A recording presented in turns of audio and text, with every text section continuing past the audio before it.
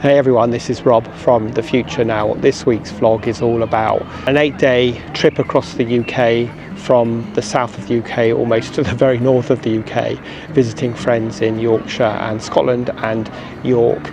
And the purpose of this trip is to reconnect with friends that I don't visit all the time, but there's one major friend that I didn't anticipate how reconnected or how connected I would be. So make sure you watch the whole of this vlog to find out exactly who that is. But meanwhile, let's get going on the morning where I'm about to depart to start the long trek up to Yorkshire.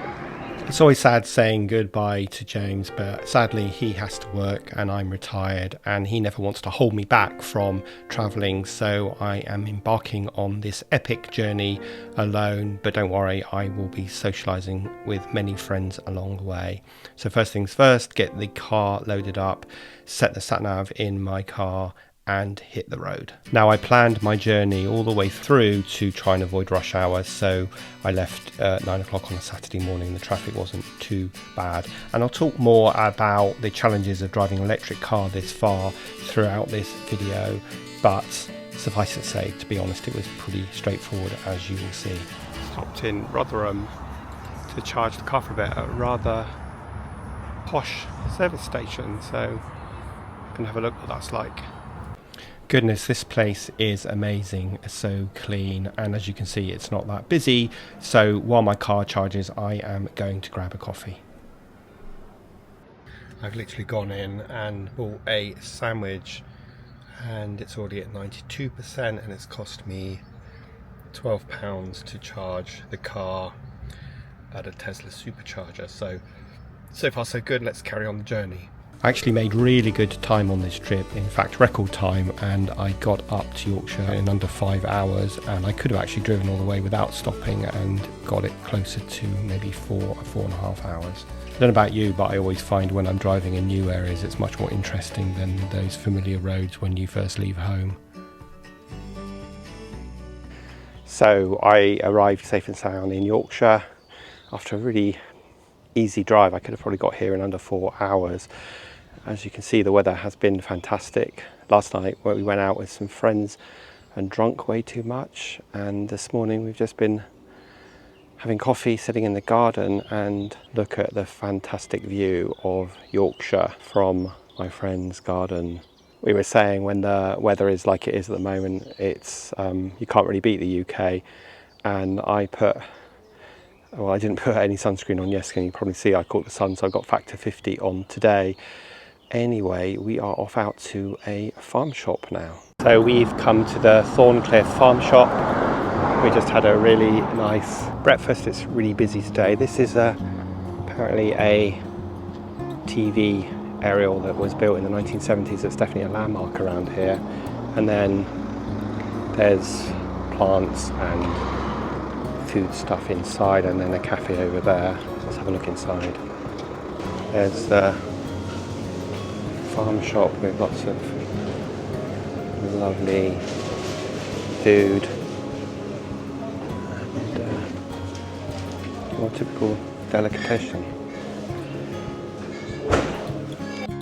After a lovely breakfast, we went for a walk around my friend's local area, comparing house prices in Yorkshire to the house prices down south, and just how beautiful it was up there, especially in this lovely weather.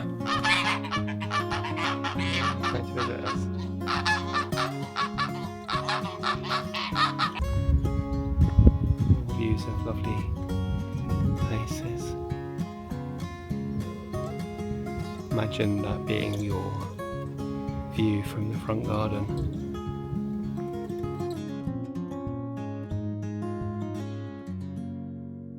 Good morning from another beautiful sunny day in Yorkshire.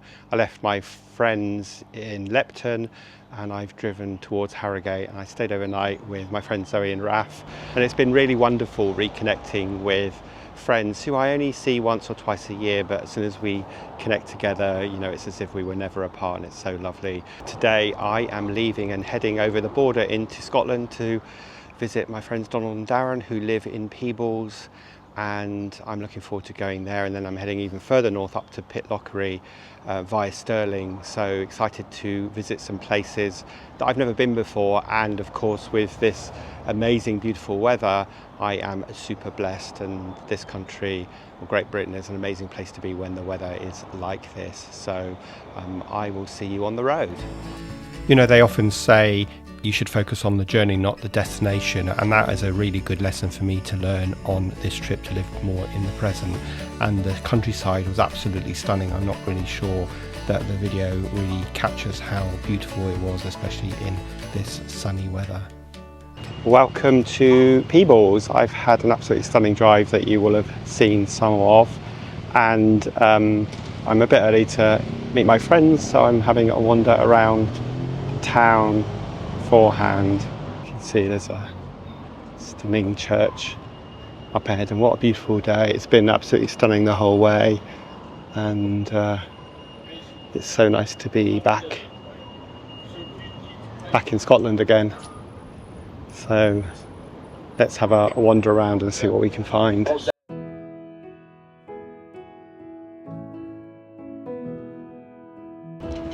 I think you get a measure of an old town by looking at the architecture up above all the shops, and you get a sense of what it was all like once upon a time, when there were horse and carts rather than cars and Greggs dominating the town. It's very warm today. Luckily I put some sunscreen on this morning before I left, and blimey, you would not think we are in Scotland at the moment. You'd think we were in the Mediterranean somewhere, and actually the weather's been nicer up here than it has been down south. So I am super fortunate to be here this week, and I believe the weather for the whole week is going to be nice. So I definitely feel like I'm on holiday. I didn't really think of this as a holiday. I thought it more of a trip to go visit friends, but it makes me realise that when the weather is as nice as it has been, it makes all the difference in the world. And I'm getting to see Scotland and Yorkshire at its absolute best. How beautiful is that view? The sun sparkling off the water. This is obviously a lovely place to sit and watch the world go by, or have a wander.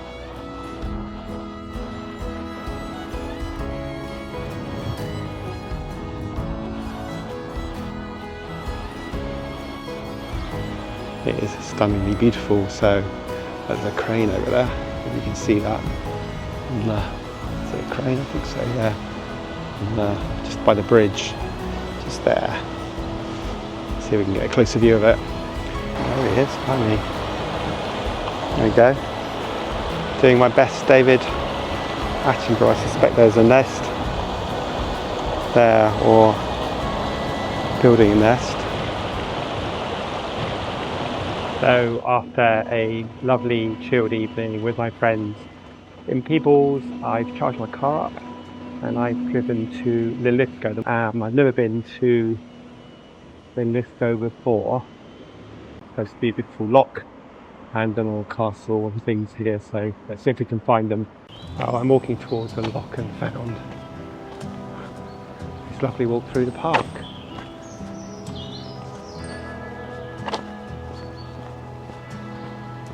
Hi, hearing my clunky footsteps, isn't it nice? Just listening to birds, and fingers crossed I'm walking towards a loch, and then if out of nowhere the loch appears.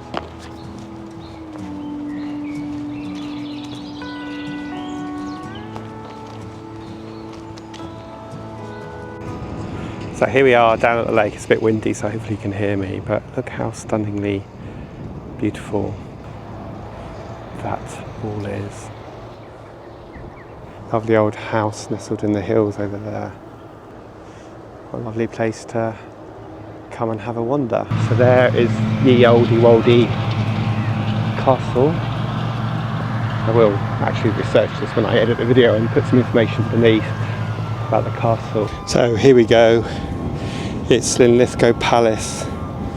You can see it being built there, and there's some more information. Obviously you can pause this but it will collapse in 1607 and was rebuilt, and it seems to be being rebuilt again. Just come out the other side of the castle and look at how lovely this is with the cobbled streets and that wall is, rooftops up ahead. And yes, lots of information. These plaques show the line of descent from Mary Queen of Scots, who was born in Linlithgow Palace, to our present monarch. So there we go, Mary Queen of Scots, George the First, George the Third, Edward, Queen Victoria, Edward the Seventh, George the Fifth, George the Sixth, Elizabeth the Second, and our current King, King Charles. Actually, I think I'm just back where I started, which is good. I'm not lost. Linlithgow was definitely worth visiting if you are a history buff, but it wasn't as pretty as Peebles, so after a quick lunch I jumped back in the car. Now what you can see coming up on the left are the Kelpies, which are two giant steel horse heads that stand nearly 100 feet high over the Forth and Clyde Canal, and they're actually the largest pair of equine sculptures in the world. So I've just arrived at the Stirling Highland Hotel, which has presented me with two surprises.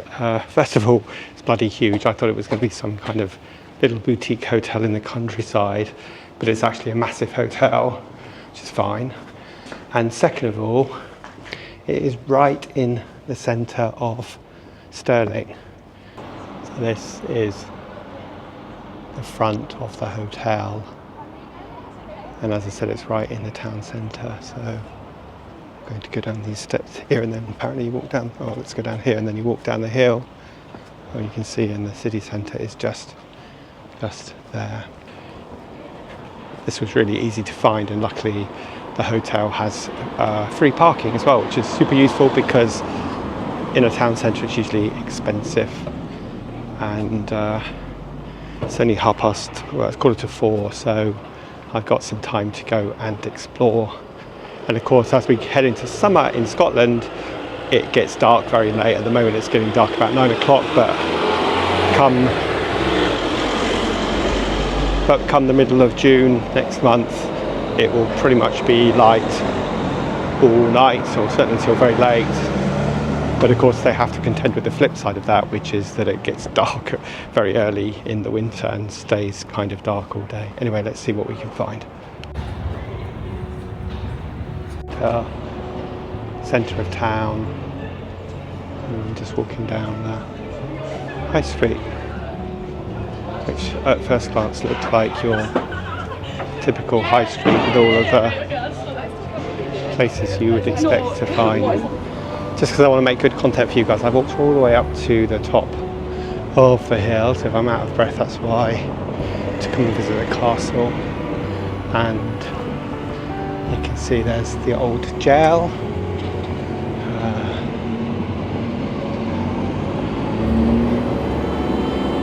And I guess it's like a museum. And I think this is the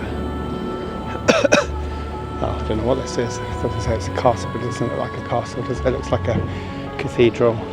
There we go. It is the Church of the Holy Rood. That means something in old Gaelic or whatever. I'm sure someone will correct me. I think this must be the remains of the castle here. If not, I've got to go even further up a hill, but look how lovely that is. Okay, nearly there. More stunning views. And then the castle looks like it's through there. Lots of people, lots of tourists here. I mean, it's not that busy, but lots of tourists here. And obviously this is one of the main attractions. Let's go and see who this statue is. Stirling Castle is one of the largest and most historically and architecturally important castles in Scotland. There we go. Oh, Robert the Bruce. June 24th, 1314. There we go. Let's go up into the castle. This reminds me of the approach to Edinburgh Castle. Just not anywhere near as busy. But let's go and have a look in. I'm not sure I'm going to go in, but let's go and have a look inside anyway. This is why I'm not going in. £20.50 to go in. That's crazy. Yeah, I don't want to go in now because it's going to close in less than, it closes at 6, so an hour and a half. And I think you probably want to spend a day here if you're going to come. So we are here. There's all of that to explore.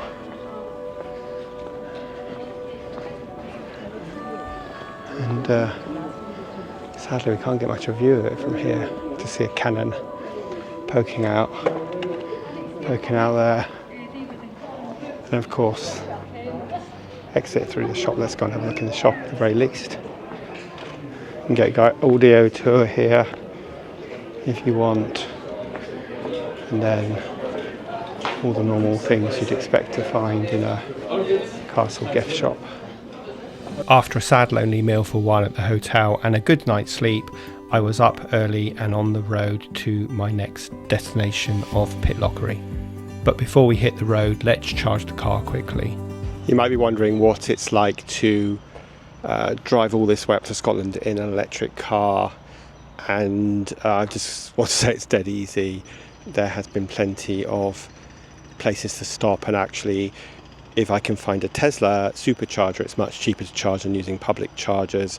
So right now I am in Perth, and you can see they've got a really good setup here with solar panels. I think it's some kind of service station, which I'll go and explore in a minute.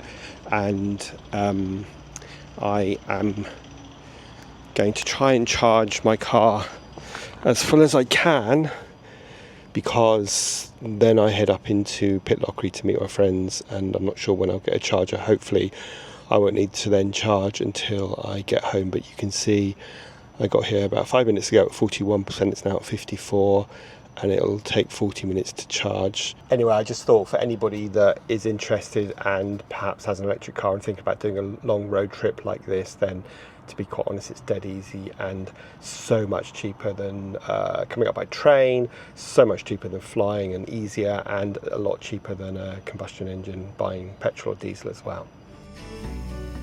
So I'd arranged to meet my friends in Pitlochry so we could have lunch there and explore the place, and it was about an hour and 20-minute drive along these beautiful roads. So again, make sure that you're not in too much of a rush and you enjoy the journey as well as the destination.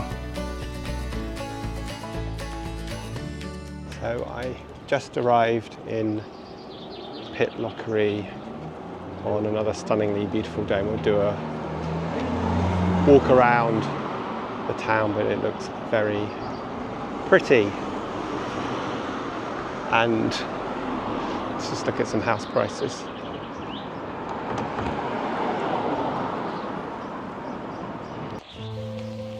After I met up with friends and we explored a little more of the town, we headed towards Pitlochry Hydroelectric power station. Now we started by crossing this suspension bridge, which if you know me, I don't really like wobbly things, and this was definitely a bit wobbly as we got to the centre, but the views over the River Trummel and the dam are brilliant. It led us up to the Pitlochry Hydroelectric power station, which has been running since the 1950s. It uses the flow of the river to generate around 15 megawatts of clean electricity. Now that's enough to power about 15,000 homes across Scotland. Isn't that amazing? And why don't we do more of this across the whole of the UK? But what really stood out for me is what's right beside it, a 310 metre salmon ladder. It's made up of 34 pools, giving salmon a way to keep migrating upstream, even with a hydro plant in the way. Isn't that pretty clever?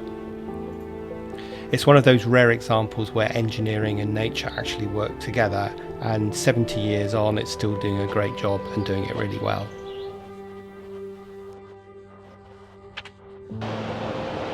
Pitlochry Hydroelectric Dam.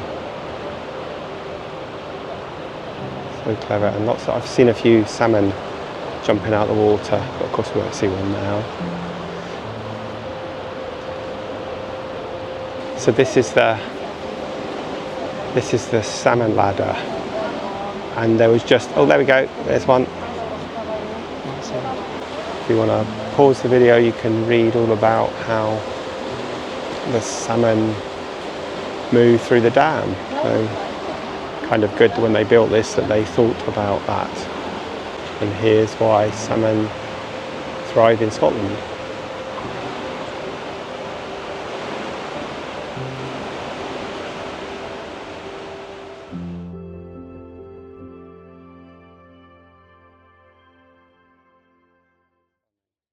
So we've driven about 20 minutes from Pitlochry, and we stopped for a drink at the inn at Loch, and I cannot tell you how absolutely stunning this view is. Look at that.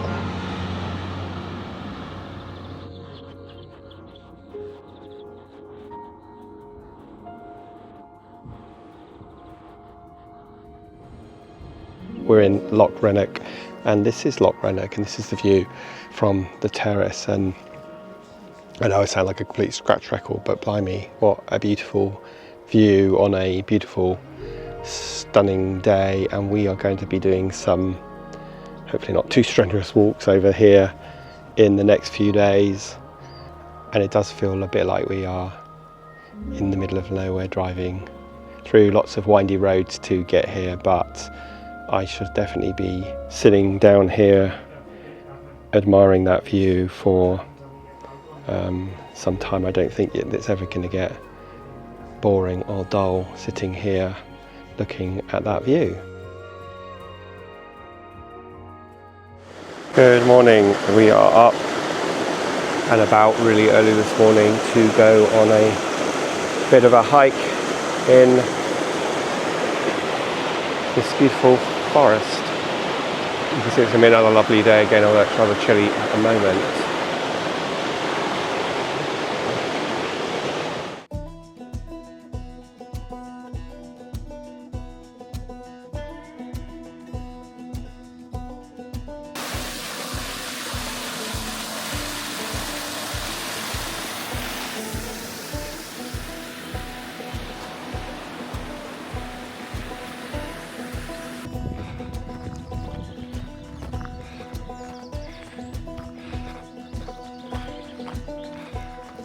We were hiking in the woodlands on the other side of the loch, and it was so peaceful, partly because we were there really early and there was no one else about, but all you could really hear was the sound of our footsteps, the running water and the birds singing.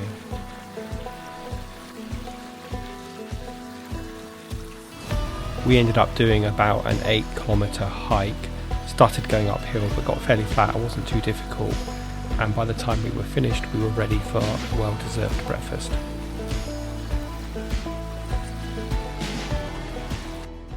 On our way back, we got a chance to take a closer look at Loch Rannoch village, which is 18 miles west of Pitlochry on the banks of the River Tummel. The name of the village, Rannoch, I'm sure I'm butchering these pronunciations, means end of the loch.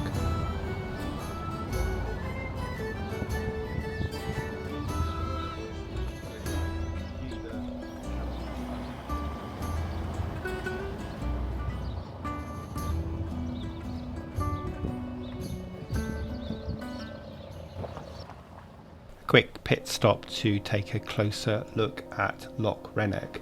It's over 15 kilometres long in a west-east direction with an average width of about 1.2 kilometres, and it's deepest at the eastern end, reaching a depth of 130 metres, blimey.